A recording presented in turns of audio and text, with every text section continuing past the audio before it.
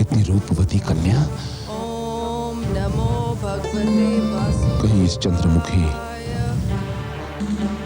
मृगनयनी के यौवन की ऊष्मा से हिमालय का हिम ना पिघल जाए। उफ।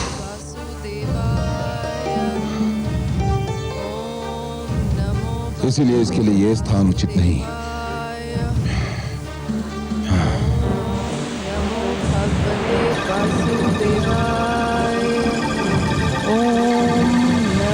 भगवते वासुदेवाय। ओम नमो भगवते वासुदेवाय। ओम नमो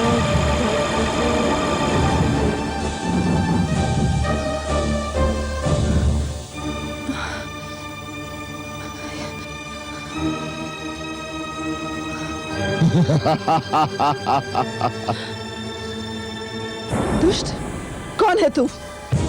तुम कौन हो सुंदरी? और संसार के ऐश्वर्य को तज कर यहाँ क्या कर रही हो? देखता नहीं धूर्त, मैं तप कर रही हूँ। तप उसे करना चाहिए जिसे किसी वस्तु की आवश्यकता हो। तुम तो रूप और यौवन से संपन्न हो, तुम्हें तप की क्या आवश्यकता? मैं पूछती हूँ, तू है कौन? मैं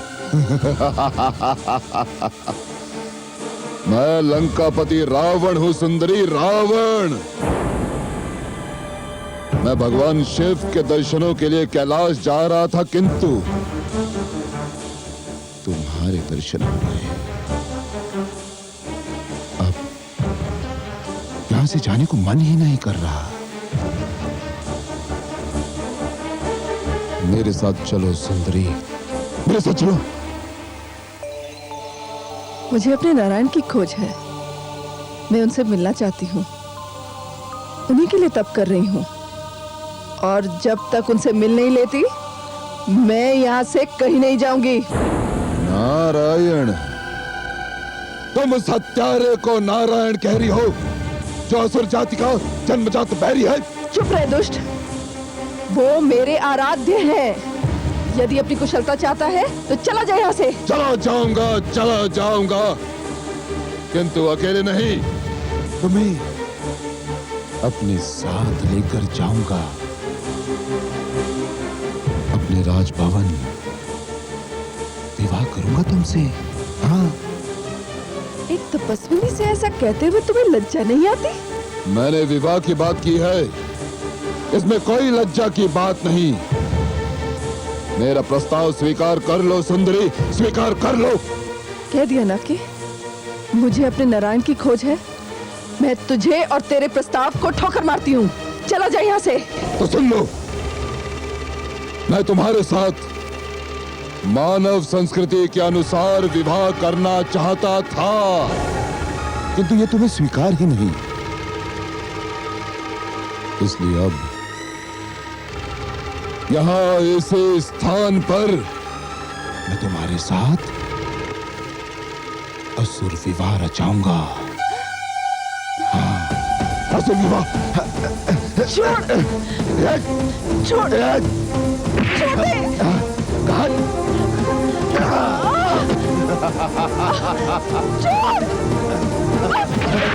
छोड़ दे।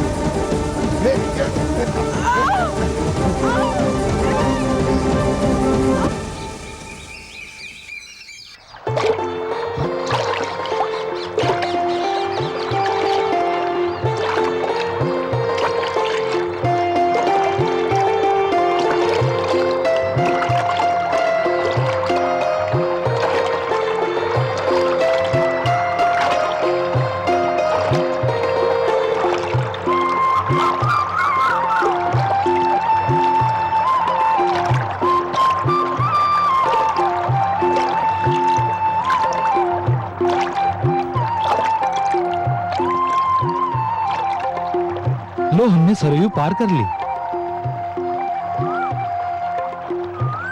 आइए माताश्री। हाँ। ध्यान से।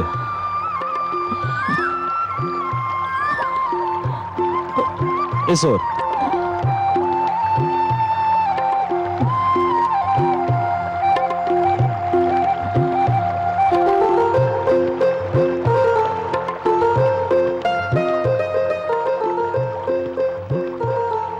यहां बैठ जाइए।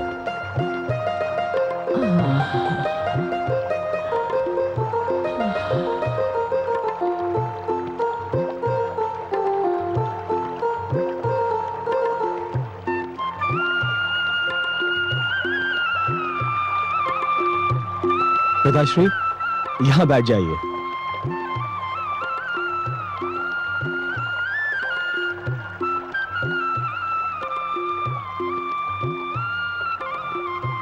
बस तनिक ही दूरी पर राजा दशरथ की अयोध्या नगरी है। वहां पहुंचने पर तुम्हें स्थान स्थान पर कुटियाएं बनी हुई मिलेंगी। ये कुटियाएं महाराज दशरथ ने यात्रियों की सुविधा के लिए बनवाई हैं।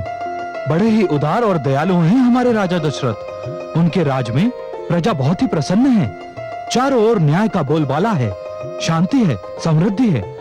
आप लोगों को वहां कोई कष्ट नहीं होगा। कोटि कोटि धन्यवाद, आपने हमें सरयू पार कराई।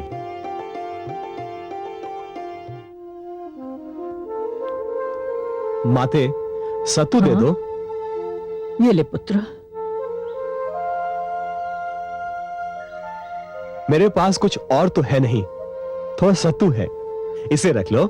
नहीं भाई नहीं, मुझे कुछ नहीं चाहिए। मैं तुमसे कुछ नहीं ले सकता। क्यों? आपने हमें सरयू पार कराई है ना। वो तो ठीक है, पर यदि मेरे पिता ने सुन लिया कि मैंने श्रवण कुमार से कुछ लिया है तो वे मुझ पर बहुत क्रोधित होंगे। अरे, आपको मेरा नाम कैसे पता चला? मैंने तो आपको बताया नहीं था। फूल की सुगंध दूर से ही अपनी पहचान करा देती है। तुम जहां भी जाते हो तुम्हारी ख्याति तुमसे पहले पहुंच जाती है। सारा विश्व जानता है कि श्रवण कुमार अपने नेत्रहीन माता पिता को कंधे पर उठाकर तीर्थ यात्रा पर निकला है। मैं तुमको देखते ही पहचान गया था। तुम धन्य हो श्रवण। ईश्वर तुम जैसा सबको पुत्र दे। मैं तुमसे कुछ नहीं लूंगा। धन्यवाद बंधु। ये सत्तू तो मैं आपको दे रहा हूं ना, आपने तो मुझसे नहीं मांगा। मेरी नैया में तुम्हारे माता पिता और तुम्हारे चरणों की धूल रह गई है। ये धूल सोने चांदी से भी अधिक मूल्यवान है। मेरी काठ की नैया पावन हो गई है। आज के दिन को मैं सदैव स्मरण रखूंगा। मैं आपका आभार कैसे प्रकट करूं? भगवान आपको सुखी रखे। चलिए माताश्री। हाँ। संभल के। इस ओर। बैठ जाइए, संभल कर। माताश्री, सत्तू रख लीजिए। चलिए पिताश्री, संभल कर। इस ओर। बैठ जाइए, संभल कर।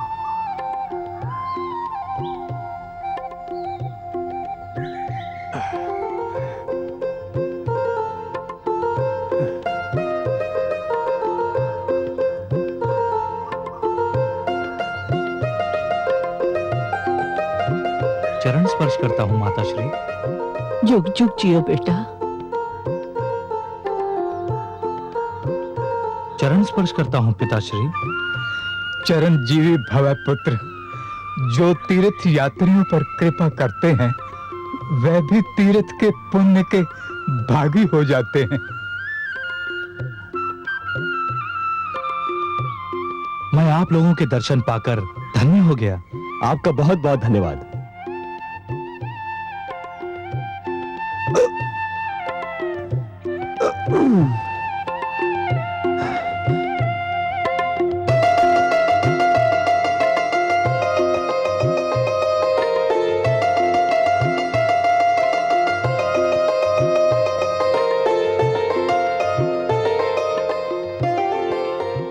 धन्य हो श्रवण, धन्य हो। तुम धन्य हो।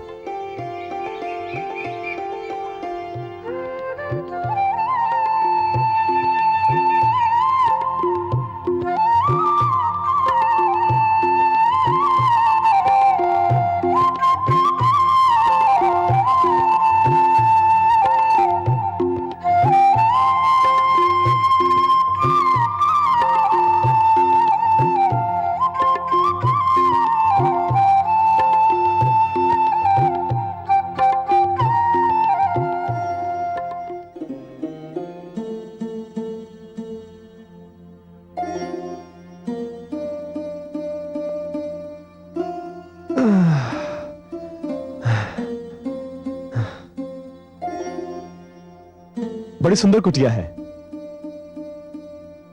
चलिए माताश्री, भीतर चलते हैं। अच्छा पुत्र। संभल कर।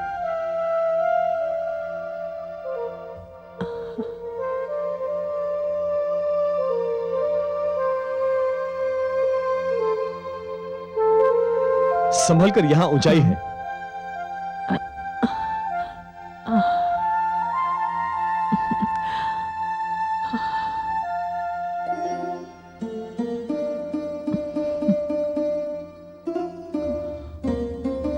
आइए, बैठ जाइए यहां पर।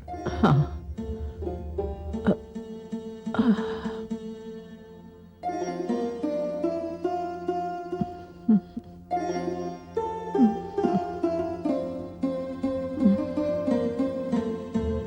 संभल कर पिताश्री,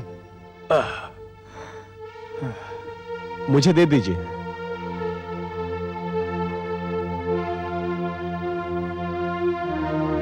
संभल कर, यहां ऊंचाई है।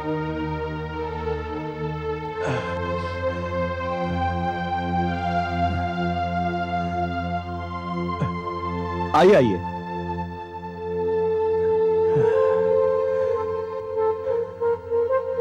यहां पर बैठ जाए। संभल कर।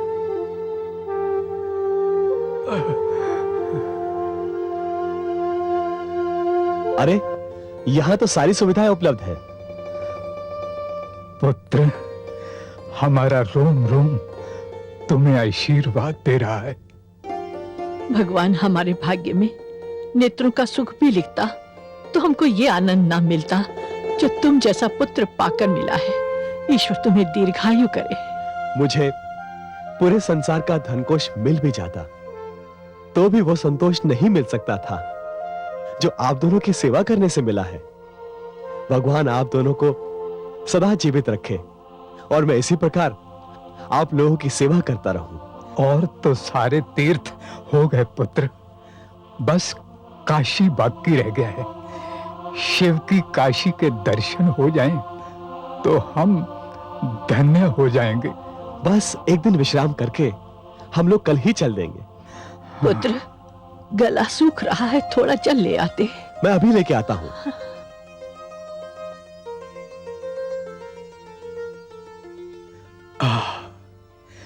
हम कितने भाग्यवान हैं देवी कि हमें श्रवण जैसा अनमोल रत्न मिला है, जिसकी चमक से सारा विश्व चमचमा रहा है।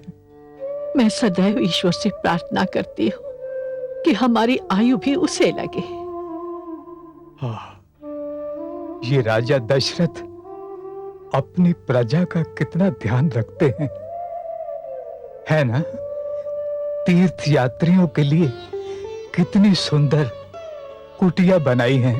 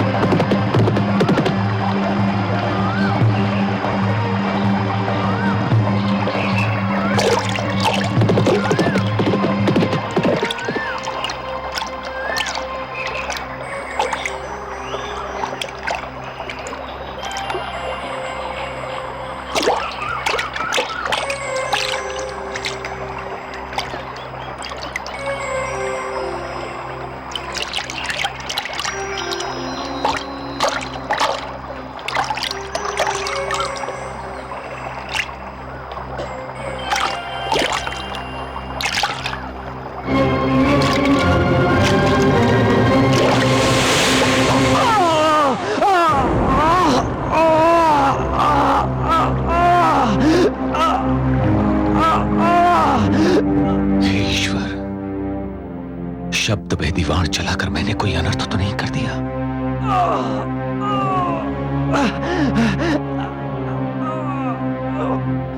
हे ईश्वर, अब मेरे माता पिता का क्या होगा? कौन कराएगा उनको तीर्थ यात्रा?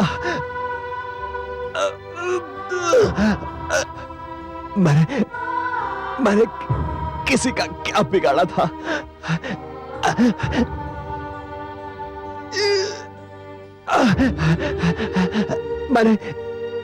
मैंने किसको हानि पहुंचाई थी? मैंने तो आज तक किसी के साथ ऊंचे स्वर में बात भी नहीं की।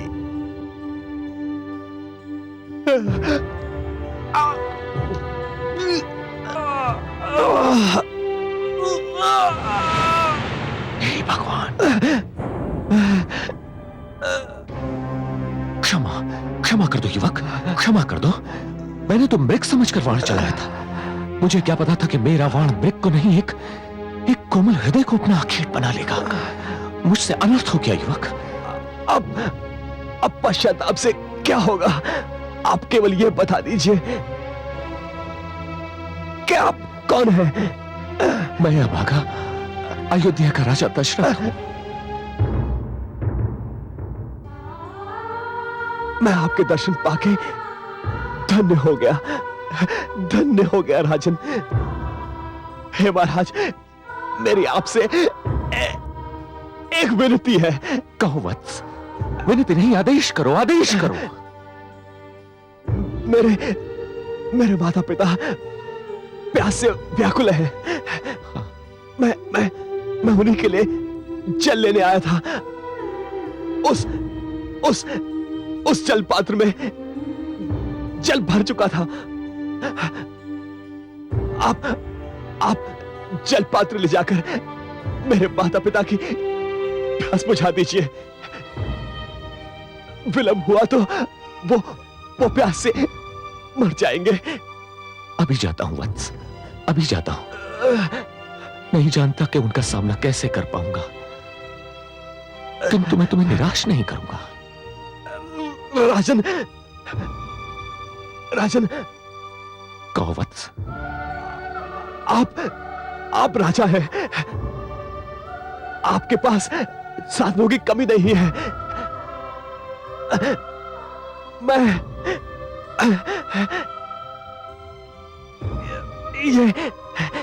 ये मेरे अंतिम क्षण है।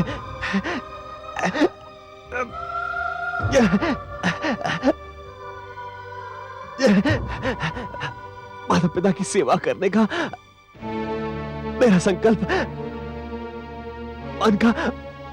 मन में रह गया।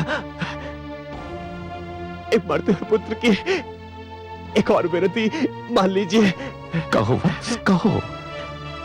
मेरे माता पिता का कोई आश्रय नहीं है। वो भटकते रह जाएंगे। हे राजन, कृपा करके उन्हें आश्रय प्रदान कीजिएगा। अवश्य वत्स। मेरे अतिरिक्त वृद्धावस्था में उन्हें कोई और लाठी भी उपलब्ध नहीं है। हे राजन, उनके जीविकोपार्जन का प्रबंध अवश्य। वत्स, वत्स।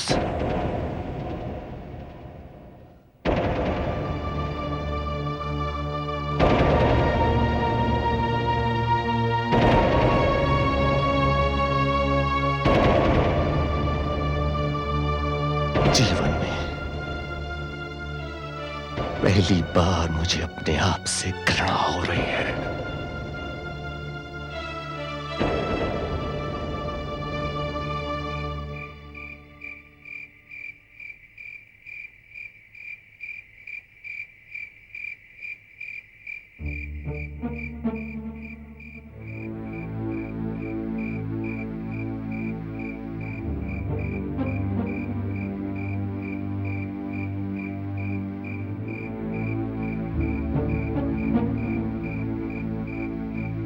बहुत देर हो गई, श्रवण अभी तक जल लेकर नहीं लौटा। जाने कहां रह गया। मैंने किसी की चीत्कार सुनी थी। ईश्वर करे सब कुशल हो। मत करो ऐसी अशुभ बातें। वन यहां से दूर है, इसीलिए किसी वनचर के आक्रमण का भय नहीं। और फिर राजा दशरथ की अयोध्या के लिए तो सुना है कि लोग अपने घरों के किवाड़ बंद नहीं करते, सो चोर और लुटेरों का भय भी नहीं। तुम्हें किसी चीत्कार का भ्रम हुआ होगा। हमारा पुत्र बस आता ही होगा।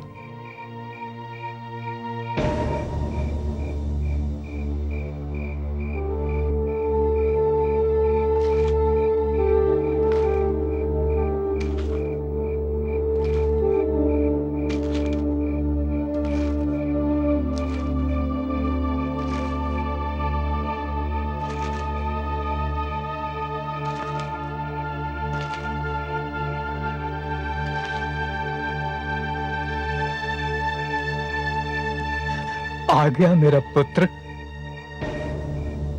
कहां रह गए थे पुत्र? हम तो व्याकुल हो उठे थे। तुम जानते हो, क्षण भर के लिए भी तुम हमसे दूर हो जाते हो। हम व्याकुल हो जाते हैं। मेरा प्यास से कंठ सूख रहा है, चल लाए हो ना। बोलते क्यों नहीं पुत्र? क्या बात है? पुत्र तुम ठीक तो हो ना? प्रिय श्रवण, तुम जानते हो कि हम नेत्रहीनों के लिए तुम्हारी वाणी ही मार्ग का दिया भी है और लाठी भी। तुम्हारी वाणी सुनकर तो हम मार्ग पर चल पाते हैं। तुम चुप हो जाओगे तो हम दोनों तो भटक कर रह जाएंगे। हम अंधों से क्या भूल हो गई पुत्र, जो हमसे रूठ कर चुप हो गए।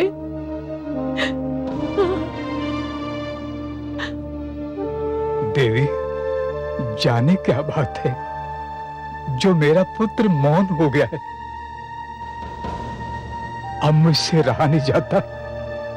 मैं देखता हूं क्या बात है।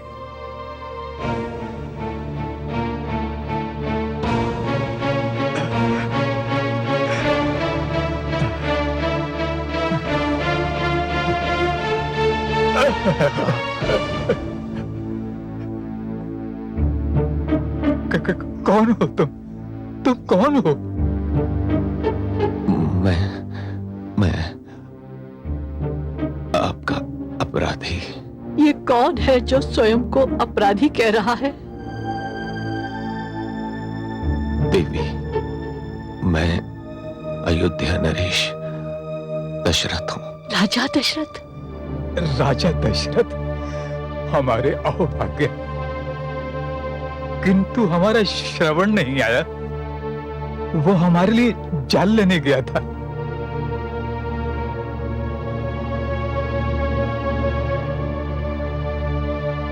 जल तो मैं आपके लिए ले आया। और हमारा पुत्र श्रवण? उसे मैं नहीं ला सका। क्यों? कहां है वो? आपका पुत्र पशु के धोखे में मेरे बाण से।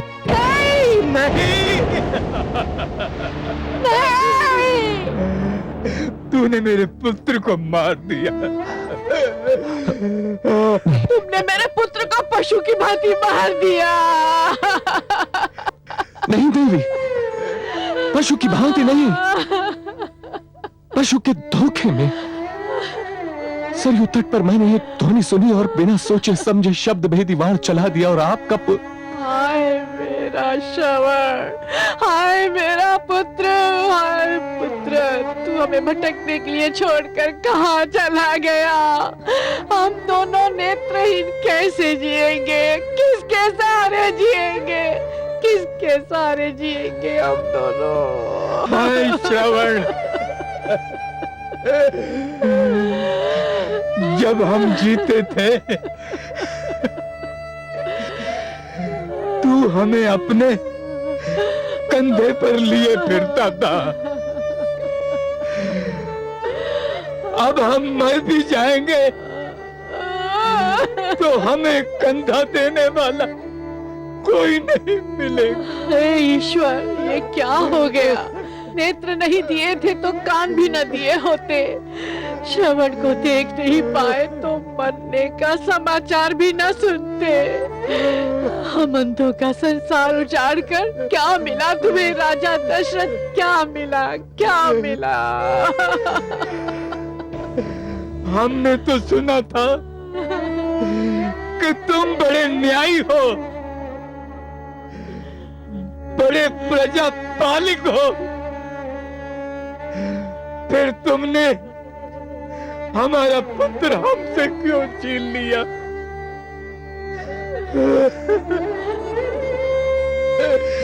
अब हमें काशी कौन ले जाएगा?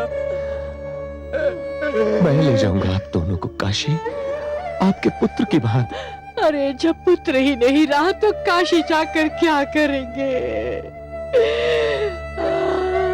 मैं आपका अपराधी हूं, अपना अपराध स्वीकार करता हूं। आप जो चाहे दंड दें मुझे।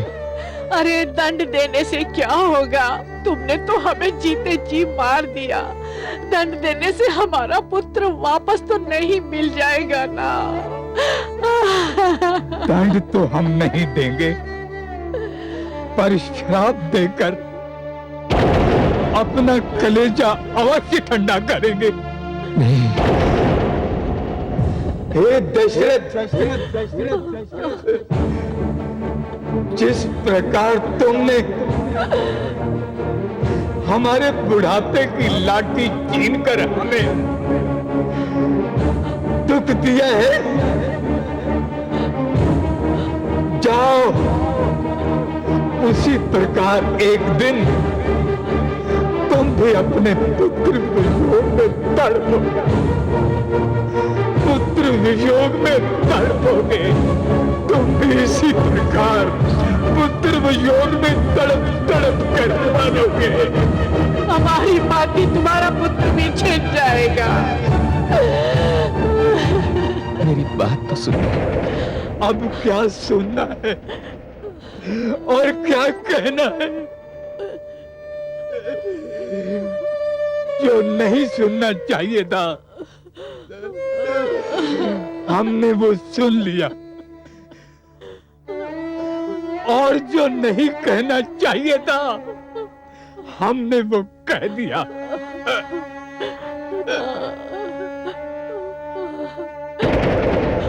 स्वामी, स्वामी,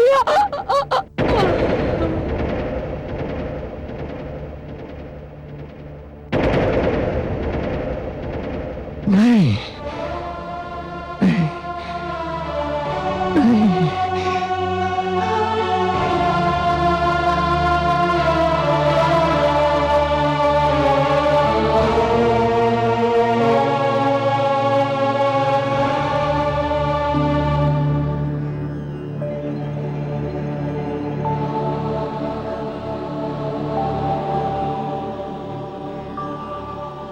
महादेवी, मैं आपकी भावना को समझ रहा हूं और उसका आदर भी करता हूं। मैं जानता हूं कि श्रवण और उसके माता पिता की मृत्यु ने आपके हृदय को एक गहरा आघात पहुंचाया है, किंतु महादेवी, धीरज धरने के अतिरिक्त और किया ही क्या जा सकता है? कैसे धीरज धरूं जग में ऐसी संतान जन्म ही कहां लेती है? माता पिता का ऐसा भक्त प्रतिदिन तो जन्म नहीं ले सकता। बेचारा श्रवण कल तक एक सत्य था और आज एक कहानी बन चुका है। किंतु यह सुंदर कहानी संसार कभी भूल ही नहीं पाएगा महादेवी। एक ऐसी कहानी जो हर पीढ़ी दूसरी पीढ़ी को उदाहरण के रूप में सदैव सुनाती रहेगी, जो संसार को सदैव प्रेरणा देती रहेगी और हर संतान को अपने माता पिता की सेवा का उचित मार्ग दिखाएगी। ये सत्य है कमल नयन, किंतु मुझे ये देखकर और भी दुख हुआ कि पुत्र की मृत्यु का समाचार माता पिता एक क्षण के लिए भी सहन नहीं कर सके। न जाने इसमें विधाता का क्या खेल है।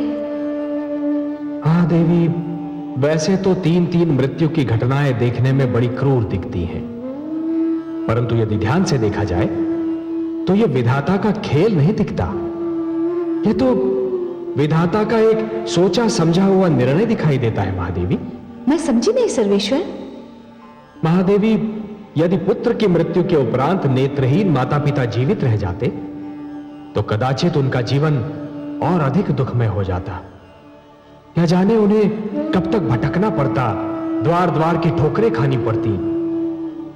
हे महादेवी, विधाता ने उन्हें इन समस्त संभाव्य संकटों से बचा लिया। किंतु अयोध्या नरेश दशरथ ने यह वचन दिया था कि वो श्रवण कुमार के माता पिता को तीर्थ यात्रा कराएंगे, आश्रम देंगे, एक पुत्र की भांति उनकी सेवा करेंगे। जानता हूं महादेवी, जानता हूं कि दशरथ दयालु हैं, न्यायप्रिय हैं, वचन निभाने को अपना धर्म समझते हैं, परंतु यह भी उतना ही सत्य है महादेवी कि एक पुत्र का स्थान कोई और ले ही नहीं सकता। और इसीलिए मैं आपसे कह रहा था महादेवी कि विधाता ने जो भी किया उचित ही किया। अब तो मुझे भी यही लगता है कि संभवतः यही ठीक हुआ। परंतु हे कमल नयन, एक चिंता अभी भी मेरे मन को घेरे हुए है। क्या मैं आपकी चिंता का भागीदार बन सकता हूं महादेवी? आपके अतिरिक्त और कौन बन सकता है? कमल नयन, मुझे चिंता यह है कि बिना सोचे समझे शस्त्रों का प्रयोग करना कहीं मानव की प्रवृत्ति न बन जाए।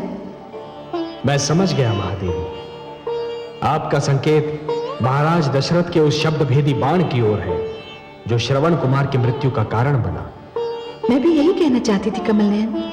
महादेवी, जब तक मानव यह नहीं समझ जाता कि शस्त्रों का सर्वप्रथम कार्य आत्मरक्षा है, दूसरों पर आक्रमण करना नहीं, तब तक ऐसी घटनाएं घटती ही रहेंगी। और महादेवी, यदि शस्त्र ऐसा हो जो लक्ष्य को देखे बिना ही चलाया जाता हो, तब तो मनुष्य को और भी सतर्क रहना चाहिए। मैं तो कहती हूँ कि ऐसे घातक शस्त्रों से जितनी दूर रहा जाए उतना ही अच्छा है। मैं आपसे सर्वथा सहमत हूं महादेवी। दशरथ को भविष्य में और भी सतर्क रहना होगा।